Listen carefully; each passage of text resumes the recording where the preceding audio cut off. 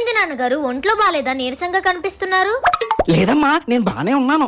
అబద్ధాలు ఆడకండి. ఎక్కడ బాలేదని చెప్తే హాస్పిటల్ కి తీసుకెళ్తానా డబ్బులు ఖర్చు అవుతాయని మీరు చెప్పట్లేదు కదా. 2 రోజుల్లో తగ్గిపోతుందిలే, హాస్పిటల్కి ఎందుకు?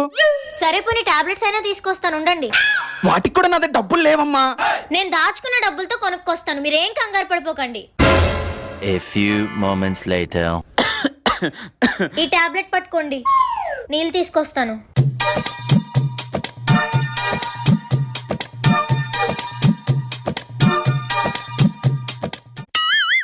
ఏం చేస్తున్నారు నాన్నగారు? టాబ్లెట్లు ముక్కలు చేస్తున్నానమ్మా.